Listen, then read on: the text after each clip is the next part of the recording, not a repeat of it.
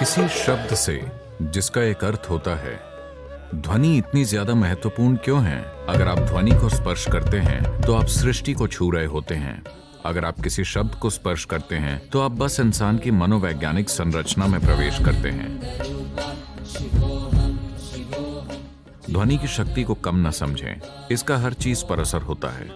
मंत्र ध्वनियों का एक संयोजन या मेल है।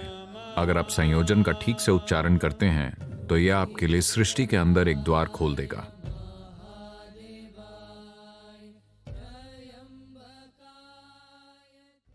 नमस्कारम सद्गुरु।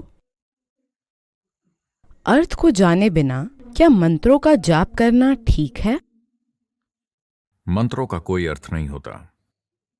देखिए, मंत्र के दो आयाम होते हैं। Mantras are not supposed to have any meanings in the tradition. मंत्रों से कोई अर्थ रखने की उम्मीद नहीं की जाती। इस परंपरा में विभिन्न प्रकार के मंत्र हैं। दुर्भाग्य से जो मंत्र सामान्य रूप से जाने जाते हैं उनके अर्थ दिए गए हैं ताकि लोग इनसे जुड़ सकें, क्योंकि बहुत से ऐसे मूर्ख लोग हैं जो ऐसी किसी भी चीज के साथ शामिल नहीं हो सकते जो अर्थहीन हो। इसीलिए वो सूर्योदय, सूर्यास्त, चंद्रमा, पूर्णिमा, हर चीज से वो चूक जाते हैं, क्योंकि उनका कोई मतलब नहीं है। पूर्णिमा का क्या मतलब है?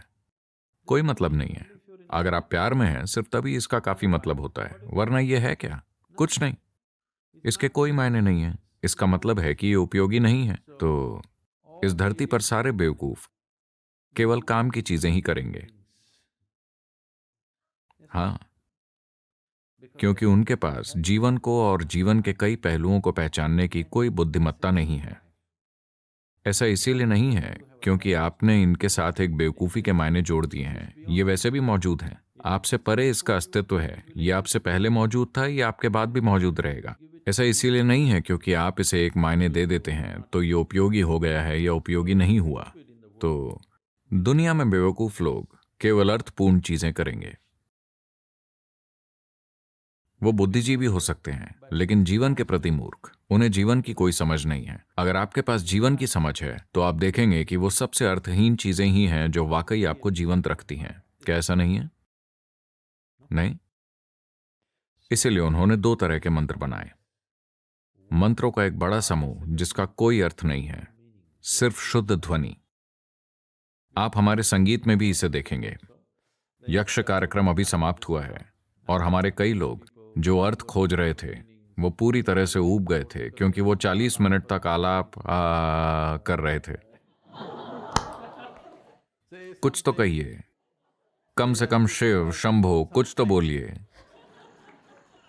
नहीं, टिंग टिंग। वो समझ नहीं पा रहे हैं क्योंकि ये ध्वनि के बारे में है।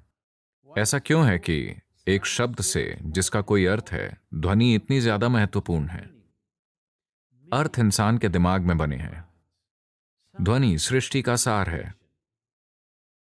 अगर आप ध्वनि को स्पर्श करते हैं तो आप सृष्टि को छू रहे होते हैं। अगर आप किसी शब्द को स्पर्श करते हैं तो आप इंसान की सिर्फ मनोवैज्ञानिक संरचना में प्रवेश करते हैं। इंसान की मनोवैज्ञानिक संरचना मुख्य रूप से एक खास तरह का पागलपन है।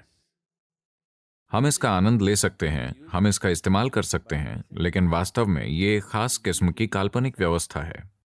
ध्वनि सृष्टि का एक मूलभूत पहलू है।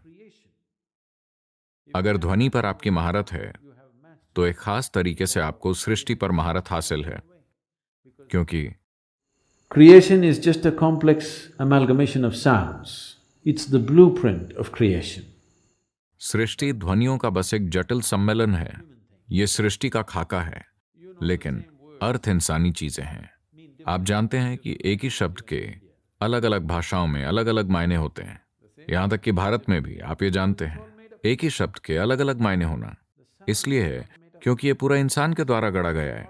ध्वनि गढ़ी हुई नहीं है। ध्वनि सृष्टि का हिस्सा है। ध्वनि अस्तित्व का हिस्सा है। ध्वनि सृष्टि के सृजन का हिस्सा है। अभी पूरी सृष्टि एक खास तरीके से स्पंदित हो रही है।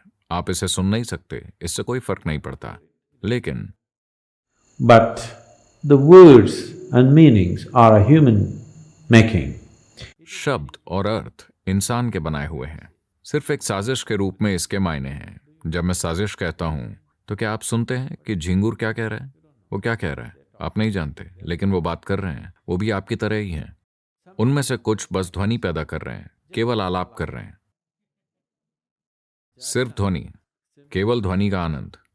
सृष्टि का आनंद लेने का एक मायने में मतलब है उसकी ध्वनि का आनंद लेना। अगर आपके पास सुनने के लिए उत्सुकता नहीं है, अगर आपके पास ध्यान देने की उत्सुकता नहीं है, तो आप असल में सृष्टि के किसी भी पहलू का आनंद नहीं ले सकते। आप सिर्फ अपने सिर में चल रहे मनोवैज्ञानिक ढांचों का आनंद लेंगे। तो यही कारण है कि ज्यादातर इंसान बोलना चाहते हैं, ज्यादातर समय वो बातें करना चाहते हैं। इसीलिए नहीं कि उन्हें कुछ कहना है, इसीलिए क्योंकि उन्हें अर्थ निकालने हैं। बस मौन या ध्वनि दोनों ही बहुत अभिभूत करने वाले होते हैं। इसीलिए जब हम आध्यात्मिक प्रक्रिया कहते हैं तो पहली चीज है मौन।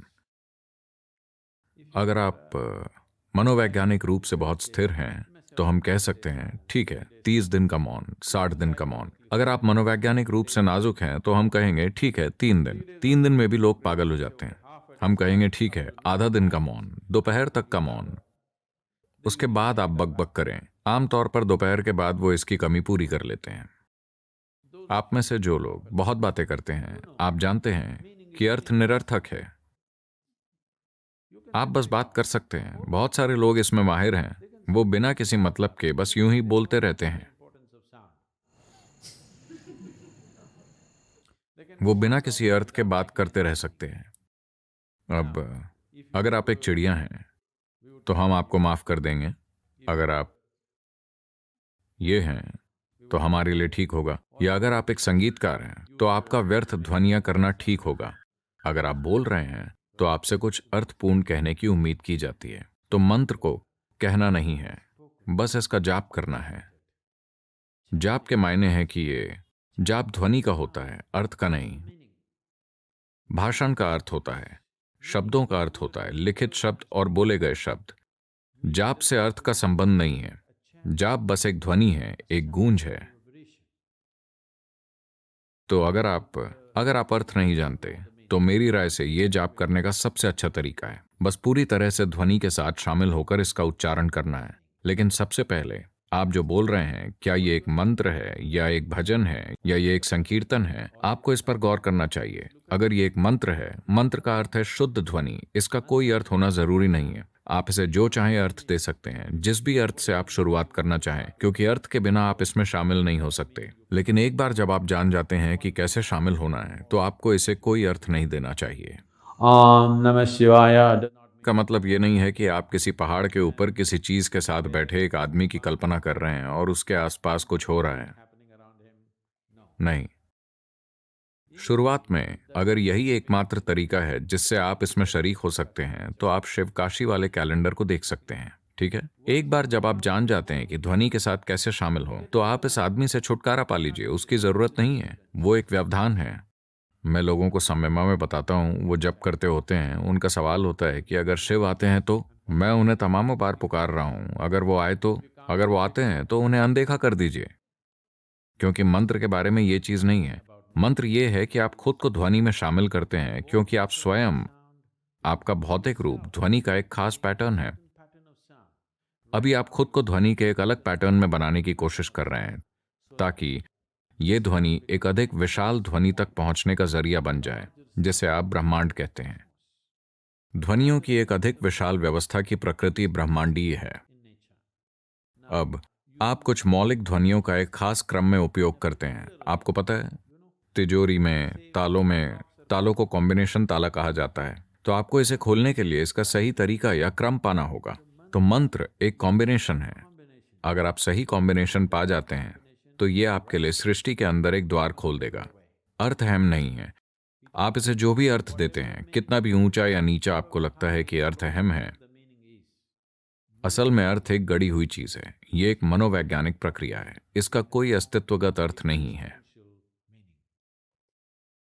No word has any existential meaning. किसी शब्द का कोई अस्तित्वगत अर्थ नहीं है। अभी हम जो भी हिंदी शब्द बोल रहे हैं, उसका पेड़ों के लिए कोई मतलब नहीं है। लेकिन अगर आप असल में आजमा सकते हैं, ये प्रयोग किए गए हैं। अगर आप यहाँ बैठकर खूबसूरती से गाते हैं, मैं वो नहीं कर सकता, लेकिन अगर हम यहाँ बैठकर वाकई में गाते हैं ठीक से तो पेड़ पेड़ फूलों से भरा हुआ है। ये यक्ष के कारण हो सकता है, ठीक है। बारिश ने इसमें मदद की है, लेकिन ध्वनि की शक्ति को कम न समझें। ध्वनि की शक्ति को कम करके ना आंकें, इसका हर चीज पर असर होता है। या अगर आप एक मंत्र का जाप करते हैं तो पेड़ इसका उत्तर दे सकता है। अगर आप संगीत गाते हैं तो ये उत्तर दे सकता है। अगर आप बस एक विचार पैदा करते हैं तो वो इसका जवाब दे सकता है, लेकिन अगर आप बोलते हैं तो ये रिस्पॉन्ड नहीं करेगा। ये पेड़ के साथ सच है, ये चैतन्य के साथ भी सच है।